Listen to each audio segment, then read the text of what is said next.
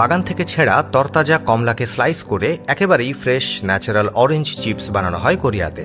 প্রিয় দর্শক, আমাদের দেশে অরেঞ্জ ফ্লেভার কোনো কিছু যদি আপনি খান, এতে 100% নিশ্চিত যে এতে অরেঞ্জের নামগন্ধ কিছুই নেই, শুধুমাত্র কেমিক্যাল ফ্লেভার মেশানো হয়েছে।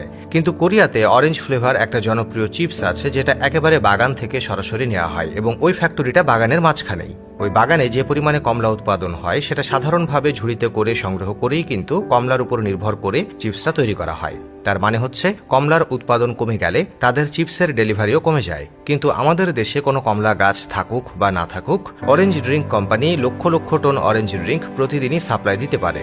কারণ এই অরেঞ্জ ড্রিঙ্কের জন্য কোনো অরেঞ্জ বা কমলার প্রয়োজন হয় না, প্রয়োজন হয় কেমিক্যালের।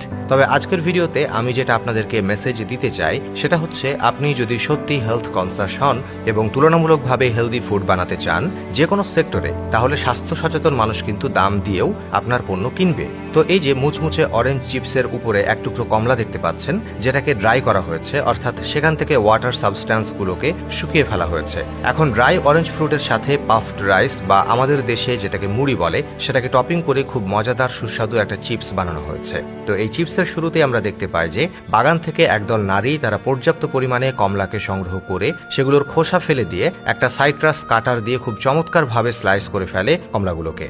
এরপরে খুব সারিবদ্ধভাবে সাজিয়ে সেগুলোকে একটা বড় ওভেনের মধ্যে রেখে সেখান থেকে পানির পরিমাণটাকে শুকিয়ে ফেলা হয়। এখন আসুন, চিপসের যে মূল উপাদান, যেটা মূলত আটা দিয়ে তৈরি করা হবে, তার সাথে কি মেশানো হবে? আপনি ভাবছেন কেমিক্যাল?